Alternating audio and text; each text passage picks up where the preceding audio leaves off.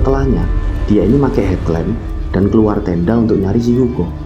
Kabut ini nampak sangat tebal di malam itu, dan ternyata Yuko ini lagi berdiri di sebelah dua pohon besar yang ada di samaran tuh. Yuko ini nampak sedang mencari sesuatu. Loh Yuk, ngapain kamu di situ? Shh, jangan berisik. Aku itu mau kencing di sini. Terus kok dengar ada suara petek. Piak, piak, piak. Waktu si Gilang ini mendengar apa yang barusan dikatakan oleh temannya itu, kalau dia mendengar suara petek, bulu kuduk si Gilang ini langsung meremang. Karena dia pernah mendengar, konon katanya, kalau di tengah malam ada suara petek, suara anak ayam, itu bisa jadi pertanda kalau di sekitar mereka ada makhluk halus. Atau bisa jadi pertanda itu adalah akan ada kematian. Kemudian secara perlahan kabut ini mulai menipis, dan mereka berdua ini melihat kalau di depan mereka berdua ada sebuah desa.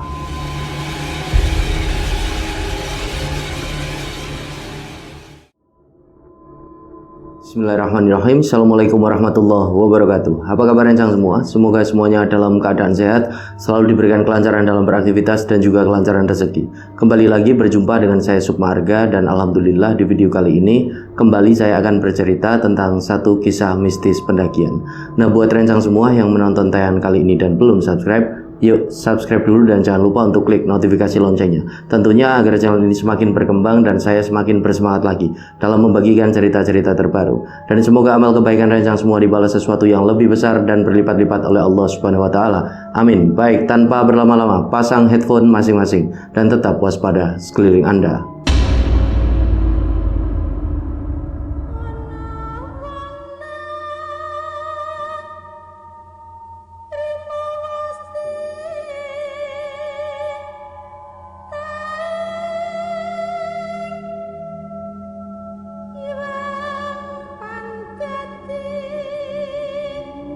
Oke, jadi Mas Gilang ini menuturkan tentang aktivitas pendakiannya di Gunung Slamet via jalur Bambangan. Jadi pada waktu itu di tahun 2006, dia sempat mendaki ke sana dengan satu orang temannya yang bernama Yuko. Nah, di sini sedikit saya ingin ceritakan mengenai latar belakang dari mereka berdua. Jadi Gilang dan Yuko ini adalah mahasiswa di salah satu universitas swasta yang ada di kota Semarang, Jawa Tengah. Dan mereka itu bisa akrab melalui jalur unit kegiatan mahasiswa. Jadi mereka itu bisa akrab awalnya itu dari UKM tersebut, unit kegiatan mahasiswa, yaitu Mapala, mahasiswa pecinta alam. Nah, dari situ mereka ini mulai saling kenal, mulai akrab. Dan kebetulan ternyata mereka berdua juga berasal dari Semarang, cuma beda secara wilayah gitu loh. Nah, singkat cerita, pada suatu hari setelah ujian semester itu selesai, Yuko ini ngajak si Gilang untuk naik ke Gunung Slamet via jalur Bambangan yang ada di Purbalingga. Jadi awalnya yang ngajak ini si Yuko. Nah, Gilang itu mau ketika diajak ke sana oleh si Yuko. Dan mereka berdua juga sempat mengajak teman-teman anggota Mapala yang lain untuk ikut dalam pendakian mereka berdua. Akan tetapi mereka itu banyak yang tidak bisa, dikarenakan ya ada yang ambil kuliah semester pendek karena nilainya pada jeblok, ada yang pulang kampung karena memang beberapa dari teman Gilang dan Yuko ini adalah anak kos, dan alasan-alasan yang lain. Dan pengakuan dari Gilang, meskipun mereka berdua ini sudah sering kali naik turun gunung, mereka ini sudah sering mendaki bersama dengan teman-teman dari Mapala juga, akan tetapi kondisinya mereka berdua ini belum pernah sama sekali mendaki di Gunung Slamet. Jadi itu adalah kali pertama mereka akan ke sana. Jadi pengalaman pertama kalinya mereka berdua ini ke Gunung Slamet di tahun itu. Nah, setelah mereka ini berdua bersepakat, mereka pun mulai mempersiapkan segala sesuatunya. Ya dari mulai tas carrier, tenda, matras, SB, sleeping bag, kompor, dan lain sebagainya. Pokoknya semua peralatan pendakian mereka mulai siapkan. Dan gak lupa mereka juga mempersiapkan logistik seperti makanan, minuman yang akan mereka bawa dalam pendakian mereka. Dan singkat cerita, hari pendakian itu pun tiba, di mana itu adalah tanggal 13 Maret tahun 2006. Mereka berangkat berdua dari Semarang berboncengan menggunakan transportasi sepeda motor menuju ke Purbalingga. Nah, sesampainya di Purbalingga, mereka langsung menuju ke base camp yang ada di Bambangan dan tiba di sana itu sore hari. Kemudian mereka berdua memutuskan untuk pergerakan ke atas itu di keesokan harinya. Jadi malam itu Gilang dan Yugo ini akan bermalam di base camp terlebih dahulu gitu loh. Mereka berdua akan istirahat, akan tidur di base camp di malam itu. Jadi baru akan naik di keesokan harinya. Nah, kondisi di base camp Bambangan sendiri pada saat itu relatif sepi. Jadi cuma nampak beberapa orang pendaki yang ada di sana. Setelahnya mereka ini bersih-bersih diri, mereka melakukan simaksi di malam itu, kemudian bersantai sembari ngobrol dengan beberapa pendaki lain. Dan di sekitaran jam 11 malam, Gilang dan Yugo ini pun memutuskan untuk beristirahat. Mereka akan langsung tidur biar besok itu badannya fit gitu loh ketika melakukan pergerakan ke atas. Singkat cerita, di pagi harinya mereka berdua ini bangun, terus mereka ini sarapan, kemudian ngecek ulang bawaan mereka. Dan setelah dirasa semuanya itu lengkap, berangkatlah Gilang dan Yugo ini di sekitaran jam 8 pagi. Mereka berdua jalan dan mulai melewati ladang-ladang warga. Di sana mereka berdua itu melihat berbagai macam sayuran yang ditanam oleh para petani. Mereka juga berpapasan dengan para petani yang akan berangkat ke ladang di pagi itu. Mereka saling menyapa, dan tidak lama kemudian Gilang dan Yugo ini mulai masuk ke jalur pendakian. Nah, di awal pendakian mereka berdua, tidak ada sesuatu yang aneh rencang semua. Jadi cuaca itu nampak bersahabat, langit juga cerah. Hanya saja di hari itu pendakian memang nampak sepi. Jadi jarang sekali mereka ini berpapasan dengan pendaki yang naik ataupun turun. Nah, pendaki-pendaki yang diajak ngobrol oleh mereka berdua semalam itu di base camp, kondisinya itu mereka baru turun gitu loh. Jadi mereka nginep di base camp dan setelahnya akan pulang ke rumahnya masing-masing. Nah, setelahnya mereka ini terus berjalan dan sesekali juga beristirahat untuk sekedar minum dan mengatur nafas. Mereka itu jalan melewati pos demi pos. Dari mulai pos 1 yang dinamakan Pondok Gembirung, pos 2 Pondok Walang, pos 3 Pondok Cemoro, sampai pada akhirnya mereka berdua pun tiba di pos 4 yang dinamakan pos Samarantu pada sekitaran jam 5 sore. Nah, karena hari sudah mulai gelap, mereka berdua pun bersepakat untuk ngecamp di lokasi itu. Jadi mereka akan melanjutkan pendakian rencananya itu di keesokan harinya, di pagi hari di keesokan harinya. Mereka akan baru melanjutkan pendakian mereka dan langsung menuju ke puncak gitu loh, summit. Nah, kemudian Gilang dan Yugo ini mulai memasang frame-frame tenda dan mendirikannya di lokasi itu. Nah, sedikit untuk informasi rencang semua, jadi pos Samarantu ini memang sangat terkenal ya di Gunung Slamet. Ini buat rencang semua yang belum tahu aja. Jadi itu adalah pos 4 melalui jalur Bambangan ataupun jalur Dipajaya. Pos 4 ini dinamakan Samarantu. Konon Samarantu itu kepanjangan dari samar-samar melihat hantu. Dan memang pos itu sangat terkenal wingit gitu loh, angker. Nah, berlepas dari itu semua, wallahu alam. Oke, jadi kondisi di Samarantu pada waktu itu menurut pengakuan dari Gilang ini benar-benar sepi. Nggak ada satupun tenda dari pendaki lain yang ngecamp di situ. Jadi cuma ada satu tenda punya mereka berdua. Nah, singkat cerita, selepas maghrib, Gilang dan Yugo ini mengeluarkan logistik. Mereka pun mulai masak untuk makan malam sembari ngobrol dan bercanda. Kemudian masakan ini pun matang. Mereka berdua langsung makan malam. Setelahnya mereka berdua ini nyari patahan-patahan ranting kayu dan mulai menyalakan api unggun dengan tujuan untuk menghangatkan tubuh mereka karena kondisinya di malam itu benar-benar dingin. Nah, ketika mereka berdua ini lagi bersantai, mereka bercanda, ngobrol dan ngopi, dan kondisinya mereka ini di sebelah api unggun sembari menghangatkan badan. Yugo ini sempat tanya dengan si Gilang, "Gil, kamu itu percaya nggak sama mitos di Samarantu ini? Konon katanya di 2 pohon besar itu ada gerbang gaib loh untuk menuju ke dimensi lain." Nah, Gilang ini menjawab, "Shh, dan gak usah dibahas. Bahasnya gak usah yang aneh-aneh lah. Kita ini kan lagi ada di lokasinya. Ngawur kamu itu." Kemudian Yugo ini nampak cengengesan gitu dan bilang lagi, "Lah, penakut kamu itu.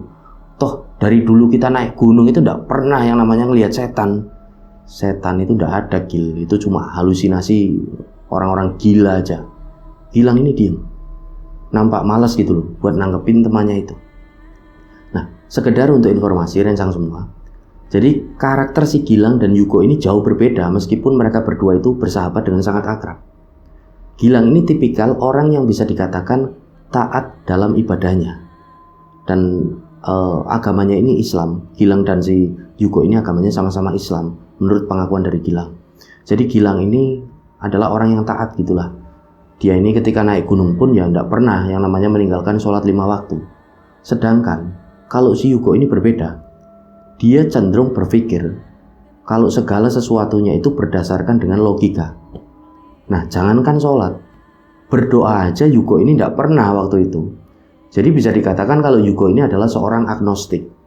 Agnostik itu adalah orang yang meragukan keberadaan Tuhan. Apalagi setan, Tuhan aja dia ragukan, kan gitu. Nah, kembali ke cerita. Waktu sudah menunjukkan jam 9 malam. Mereka berdua memutuskan untuk masuk ke dalam tenda dan beristirahat. Sebelum masuk ke dalam tenda, Gilang ini sempat memadamkan api unggun terlebih dahulu. Karena ditakutkan kan kalau lupa bisa saja menjalar api itu dan terjadi kebakaran hutan. Setelah mereka berdua masuk ke dalam tenda, sekali lagi Yuko ini masih nampak cengengesan dan tanya sama Gilang, "Gil, aku mau tanya lagi sama kamu ini. Kalau toh memang alam jin itu ada, sebenarnya aku penasaran, Gil, tempatnya itu kayak apa ya? Di sana itu indah, apa nyeremin, kayak yang ada di film-film itu?" Nah, Gilang ini cuma menjawab, "Kok, aku ini tidak tahu. Dan aku juga tidak pengen tahu yang seperti itu." Loh, kalau kamu nggak pengen tahu, kenapa kamu yakin kalau alam jin atau hal gaib itu ada? Ya pokoknya dalam keyakinanku aku ini jadi manusia ya wajib percaya aja. Tugas manusia itu wajib percaya aja. Tugas manusia itu cuma bersujud aja. Udah itu kok. Udahlah, gak usah bahas yang aneh-aneh. Yuk tidur aja. Nah, akhirnya mereka berdua pun tertidur. Nah, entah berapa jam atau berapa lama Gilang ini tertidur. Kemudian dia ini bangun karena merasa hawa ini kok sangat dingin gitu. Gilang ini bangun karena kedinginan. Dan waktu itu jam sudah menunjukkan pukul 2 dini hari. Dan tiba-tiba ketika si Gilang ini melihat ke tempat Yuko ini tidur, Gilang ini tidak melihat kalau Yuko ini di dalam tenda. Jadi Yuko ini udah tidak berada di dalam tenda. Loh, Yuko ini kemana? Batin si Gilang. Setelahnya dia ini pakai headlamp dan keluar tenda untuk nyari si Yuko. Kabut ini nampak sangat tebal di malam itu. Dan ternyata Yuko ini lagi berdiri di sebelah 2 pohon besar yang ada di Samarantu. Yuko ini nampak sedang mencari sesuatu. "Loh Yuk, ngapain kamu di situ?" "Shh, jangan berisik. Aku itu mau kencing di sini. Terus kok dengar ada suara petek. Piak, piak, piak." Gitu loh. Nah, waktu si Gilang ini mendengar apa yang barusan dikatakan oleh temannya itu, kalau dia mendengar suara petek, bulu kuduk si Gilang ini langsung meremang. Bulu kuduk Gilang ini langsung berdiri. Karena dia pernah mendengar, konon katanya, kalau di tengah malam ada suara pitik, suara anak ayam, itu bisa jadi pertanda kalau di sekitar mereka ada makhluk halus. Atau bisa jadi pertanda itu adalah akan ada kematian. Nah, Gilang ini kan langsung menghampiri satu temannya itu si Yuko dan ngajak temannya itu untuk masuk ke dalam tenda aja. "Wes Yuk, ayo mlebu tenda ae. Gak ono suara pitik, gak usah aneh-aneh. Nembe aku iki krungu ning kene Gil tenan, ono suara pitik. Iki kok hilang ya suarane?" Dan tiba-tiba suara anak ayam itu terdengar lagi. Piak, piak, piak. Dan suara itu berasal dari 2 pohon besar yang ada di sana. "Wes Yuk, ayo mlebu tenda ae. Sek Gil, kok ning alas ono pitik yo? Pitik sopo?" Kemudian tangan dari si Yuko ini langsung ditarik oleh si Gilang gitu. Untuk balik ke tenda, balik tenda ae. Dan ketika mereka berdua ini jalan menuju ke arah tenda, tenda mereka itu nampak tertutup kabut. Kabut ini nampak turun ini dengan sangat tebal. Dan lama-lama semakin terlihat kok samar-samar. Mereka ini masih terus jalan. Akan tetapi anehnya, ketika Gilang dan Yuko ini jalan untuk menuju ke tenda mereka, mereka berdua ini gak kunjung sampai di tempat tujuan mereka, di tenda mereka itu. Jadi logikanya rencang semua, jarak dari 2 pohon besar yang ada di Samarantu itu menuju ke tenda mereka itu sangat dekat. Tapi ketika mereka berdua ini berusaha untuk mendekat, seolah-olah tenda itu semakin menjauh. Sampai pada akhirnya Gilang dan Yugo ini benar-benar tidak melihat lagi adanya tenda di situ. Karena kabut ini benar-benar tebal menghalangi pandangan mereka. Yugo ini kan jadi tanya sama Gilang, "Gil, ini ada apa sebenarnya? Kok tenda kita itu jadi hilang?" Aku ya juga nggak tahu. Kemudian secara perlahan kabut ini mulai menipis. Dan mereka berdua ini melihat kalau di depan mereka berdua ada sebuah desa. Desa itu ada di tengah-tengah hutan, di mana kondisinya sangat gelap dan benar-benar sunyi. Gilang dan Yugo ini akhirnya jalan menuju ke desa itu di tengah kebingungan mereka. Nah, gak lama kemudian sampailah mereka ini di desa itu.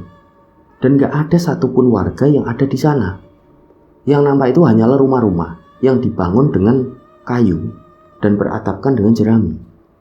Dan penerangan di setiap rumah itu juga cuma menggunakan obor gitu. Nah, dari situ Yugo ini tanya kan ke Gilang, "Gil, emang di tengah hutan ini ada desa?" "Nggak ada lah. Aku yakin ini bukan desa biasa." "Loh, maksudmu?" "Ini desa gaib." "Nggak tahu, ini pokoknya desa gaib lah. Desanya para dedemit mungkin. Aku yakin betul itu." Jadi Gilang ini nampak tenang. Jadi memang tipikal dari Gilang, dia ini menghadapi segala sesuatunya ini selalu dengan tenang gitu loh, tidak gampang panik. Meskipun menurut pengakuan dari Gilang waktu itu, dia ini benar-benar merasakan ketakutan yang tidak seperti biasanya gitu. Jadi ketakutannya ini berlebih.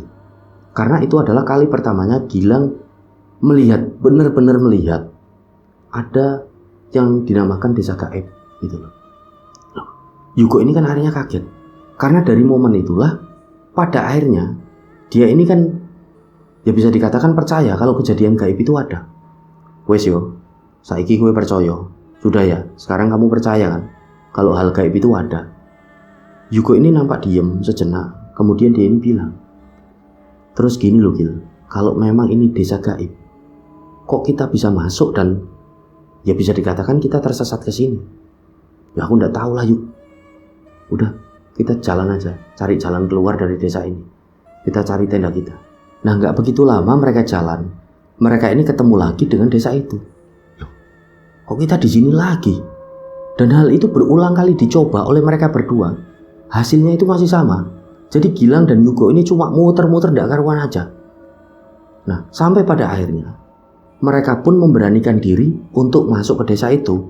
Karena pikir mereka, ya barangkali arah kembali menuju ke tenda itu memang harus melewati desa itu terlebih dahulu gitu loh. Nah, mereka berdua ini pun jalan. Dan tiba-tiba Gilang dan Yugo ini melihat ada satu rumah yang nampak sangat ramai. Jadi banyak warga di situ, dan semua warga yang ada di situ terlihat mengenakan busana-busana seperti di era zaman kerajaan kuno. Yang laki-laki bertelanjang dada dan cuma pakai celana yang seperti dililit dengan kain batik itu. Sedangkan yang wanita itu memakai seperti kemben dan kain jarik di bawahnya. Nah, pengakuan dari Gilang, semua warga yang ada di sana nampak seperti manusia pada umumnya. Jadi tidak ada yang aneh gitu loh, normal aja. Yang aneh itu cuma busana mereka aja. Karena busana itu adalah busana-busana pada masa lampau. Di sana itu ada anak kecil, ada orang dewasa, ada orang tua, dan semuanya terlihat normal seperti manusia pada umumnya. Akan tetapi sama sekali para warga ini tidak mengeluarkan suara. Jadi suasana itu sangat sepi, meskipun nampak di satu rumah itu ramai. Dan tiba-tiba dari arah belakang mereka berdua terdengar suara kenong yang dipukul. Tung, tung, tung. Secara otomatis Gilang dan Yugo ini menoleh ke arah belakang. Dan mereka itu melihat ada sosok kakek tua yang tubuhnya dililit dengan kain putih sedang berjalan sambil memukul kenong yang dibawanya. Tung, tung, tung. Dan tatapan dari kakek tua itu nampak kosong. Jadi ketika melewati Gilang dan Yugo ini, kakek tua itu seolah-olah tidak melihat adanya mereka berdua. Dan sosok kakek tua ini ternyata berjalan menuju ke satu rumah yang ramai tadi. Gak begitu lama, dari rumah itu semua warga berjalan keluar. Dan disitulah Gilang dan Yugo ini melihat ada satu keranda jenazah yang dibawa oleh beberapa warga. Keranda jenazah ini dibuat memakai bambu dan ada satu mayat di dalamnya. Gilang dan Yugo ini cuma bisa diam melihat kejadian itu. mereka diam aja, mereka jongkok di sebelah jalan. Kemudian rombongan dari para warga ini melewati mereka berdua begitu aja. Jadi seperti nggak melihat keberadaan dari mereka. Dan satu rombongan ini berjalan, terus berjalan ini entah kemana. Nah, Gilang dan Yugo ini benar-benar nggak mendengar satupun dari banyak warga ini yang berbicara ketika melewati mereka tadi. Jadi mereka semua itu cuma diem, dan tatapan mereka ini nampak kosong semuanya. Yang terdengar cuma tetabuhan gamelan yang dimainkan untuk mengiringi dari rombongan itu. Akhirnya Gilang ini ngajak Yugo untuk mengikuti rombongan itu karena dia juga penasaran. Walaupun Gilang ini mengakui kalau dia cukup agak takut pada waktu itu. Yugo ini akhirnya nurut sama si Gilang karena dia benar-benar shock mengalami kejadian demi kejadian yang sangat di luar nalarnya selama ini. Nah, akhirnya mereka berdua ini jalan pelan-pelan mengikuti rombongan itu. Dan tibalah mereka di satu lokasi di mana lokasi itu adalah area pemakaman. Gilang dan Yugo ini melihat, benar-benar melihat kalau satu mayat yang ada di keranda jenazah itu dikeluarkan. Mayat itu mulai dikeluarkan dan nampak ini mulai dimakamkan. Nah, di tengah prosesi pemakaman itu ada 4 wanita dengan rambut ini disanggul dan nampak pula mereka ini memakai selendang. Gitu, selendang itu ada di bahunya. Kemudian para wanita itu mulai menari. Jadi mereka ini menari dan memainkan selendangnya gitu, dan diiringi dengan tetabuhan gamelan. Nah, Gilang dan Yugo ini benar-benar sulit untuk percaya dengan fenomena yang dilihat oleh mereka. Dan setelah prosesi pemakaman itu berlangsung agak lama, nampak para warga itu pun membubarkan diri dengan sendiri-sendiri gitu. Dan tiba-tiba kabut ini turun dengan sangat tebal. Gilang ini kan tanya sama si Yugo yang dari tadi ada di belakangnya. "Yuk, ini kita mau kemana?" Yugo ini cuma diem aja. Ditanya sekali lagi sama Gilang, "Yuk, ini kita mau kemana?" Sambil si Gilang ini masih terus memandangi para warga yang membubarkan diri. Yugo ini belum juga menjawab. Akhirnya Gilang itu kan menoleh ke arah belakang. Ketika Gilang ini menoleh ke arah belakang, ternyata Yugo itu udah tidak ada. Nah, Yugo ini kemana? Gilang ini kan batin, ini Yugo kemana? Dipanggil lah temannya itu, "Yuk, Yugo, yuk." Gak ada jawaban sama sekali dari si Yugo itu. Di situ Gilang ini mulai panik. Dia pun akhirnya berjalan untuk mencari Yugo di tengah tebalnya kabut di malam itu. Dan setelah cukup lama Gilang ini berjalan menuju ke arah desa tadi, karena Gilang ini tidak tahu, merasa pokoknya kalau ke desa, balik lagi ke desa itu aja untuk nyari si Yugo. Dia ini tidak menemukan keberadaan dari desa itu lagi. Apalagi temannya si Yugo. Ini tidak ada siapapun. Jadi di sekeliling Gilang itu cuma hutan belantara yang sangat gelap, dingin, dan sunyi. Kemudian Gilang ini kembali berjalan untuk mencari sahabatnya itu sambil berteriak-teriak terus, memanggil nama si Yugo gitu kan. "Yuk, Yugo, yuk." Gak ada jawaban sama sekali. Dan setelah cukup lama Gilang ini berjalan, akhirnya dia ini merasa sangat kelelahan dan memutuskan untuk beristirahat sejenak. Dia bersandar di satu pohon. Dan tiba-tiba terdengar suara kentongan yang suaranya itu tidak jauh dari lokasi Gilang ini beristirahat. Tuk, tuk, tuk. Nah, dari situlah dia ini akhirnya berdiri gitu kan. Dia berdiri dan mulai berjalan untuk menghampiri suara kentongan itu. Sambil dia ini mengamati sekeliling. Nah, kabut ini masih cukup tebal. Setelahnya, samar-samar Gilang ini melihat ada sosok nenek tua ini berjalan dengan membungkuk di depannya tepat. Nenek tua ini mengenakan kebaya, rambutnya ini beruban dan digelung konde. Nenek tua itu kemudian berjalan sembari memukul kentongan itu ke arahnya si Gilang. Tuk, tuk, tuk. Gak begitu lama, nenek tua itu menghampiri Gilang dan berkata, "Ayo, melu simbah, kancamu wis ngenteni ning kono." "Badhe teng pundi, Mbah? Simbah niki sinten?" "Wis, aja kokean ngomong. Ndang melu simbah nek pengen selamat." Entah kenapa, akhirnya Gilang ini nurut gitu aja. Dia jalan di belakang dari sosok nenek tua itu. Sampai pada akhirnya, dia ini melihat sahabatnya, si Yugo itu seperti sedang mencari sesuatu. Nah, di momen itulah, Gilang ini seperti mengalami deja vu. Jadi dia ini merasa kalau kejadian yang sedang terjadi di depan matanya pada saat itu, kejadiannya sama seperti kejadian awal di mana Yugo ini mau kencing di 2 pohon besar itu dan mendengar suara petik, suara anak ayam. Akhirnya dia ini lihat jam si Gilang, loh kok sama, masih jam 2 dini hari. Kayak tadi pas aku kebangun karena kedinginan dan melihat Yuko ada di sana. Akhirnya Gilang ini menghampiri Yuko. Kemudian dia ini menjadi tanya sama si Yuko itu, Yuk, kamu dari mana aja? Tak cariin dari tadi kok. Dari mana gimana? Aku itu mau kencing di sini loh. Terus kok dengar ada suara PT, piak piak piak gitu loh. Nah, disitulah Gilang ini benar-benar yakin kalau dia ini mengalami dejavu. Kemudian tangan dari si Yuko ini kan langsung ditarik sama si Gilang untuk diajak balik ke tenda gitu kan. Dan tiba-tiba sosok nenek tua tadi sudah duduk di depan tenda mereka. Yuko ini nampak sangat kaget. Loh, Gil, itu siapa? Nah, Gilang ini menjawab, wis kamu gak usah takut. Nenek tua itu, dia adalah sosok yang nolong aku barusan. Loh, nolong gimana? Emang kamu kenapa? Jadi Yuko ini bingung karena pengakuan dari Gilang ini belakangan hari. Yuko itu memang sempat gak mengalami apa yang Gilang ini alami gitu loh. Jadi seperti masuk ke desa gaib terus melihat prosesi pemakaman, Yuko ini gak mengalami sama sekali. Sampai pada akhirnya mereka berdua ini duduk berhadapan dengan sosok nenek tua itu. Dan nenek tua itu berkata, alam jin iku ono le, percaya ora kudu lewat mrepat. Kemudian nenek tua ini meniup wajah dari si Yuko. Dan tiba-tiba Yuko ini tertidur. Dan gak begitu lama, sosok nenek tua ini pun akhirnya pamit dan sekali lagi seperti meyakinkan Gilang. Le, percaya ora kudu lewat mripat. Gilang ini diam aja awalnya. Terus Gilang ini menjawab, oh nggih mbah, nggih, matur suwun.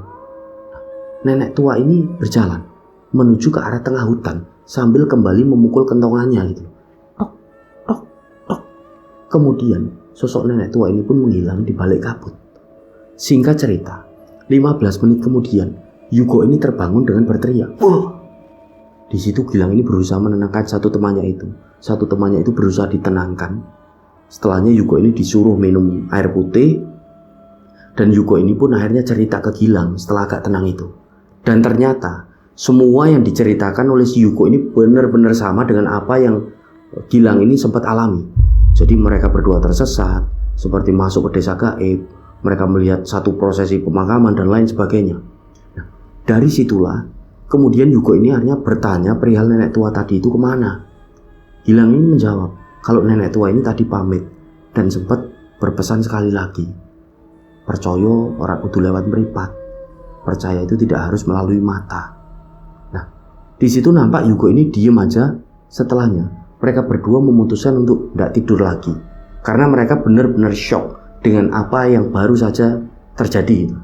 Mereka berdua ini lalu menyeduh kopi, mereka menghisap rokok, sampai pada akhirnya pagi pun tiba. Mereka berdua kemudian masak, setelahnya mereka sarapan dan langsung berkemas-kemas dan akan menuju ke base camp, turun.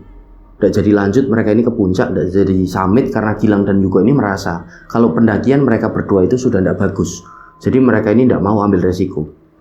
Nah, singkat cerita, mereka berdua ini turun tanpa kendala apapun. Alhamdulillah, mereka sampai di base camp dan mereka sempatkan untuk bersih-bersih diri. Kemudian, Gilang ini kan akan melaksanakan sholat asar terlebih dahulu sebelum mereka pulang ke Semarang. Dan tiba-tiba, Yuko ini bilang, Gil, tak ikut sholat yo, aku tak jadi makmumu. Alhamdulillah, Gilang ini berucap seperti itu kan. Setelahnya Gilang ini langsung merangkul satu sahabatnya itu si Yuko. Dirangkul sahabatnya dan mereka berdua pun mengambil air wudhu. Mereka sholat asar berjamaah. Setelahnya pulang menuju ke Semarang. Nah, alhamdulillah sampai di Semarang mereka dengan selamat, tidak ada kendala apapun. Dan itulah kisah yang dibagikan oleh satu rencang kita bernama Gilang yang berdomisili di Semarang. Semoga bisa diambil hikmah dan pelajaran oleh kita semua. Dan jangan lupa untuk memberikan tanggapan di kolom komentar rencang semua. Mohon maaf apabila masih banyak salah kata. Saya Sukma Arga pamit undur diri. Wassalamualaikum warahmatullahi wabarakatuh. Salam lestari, salam rimba.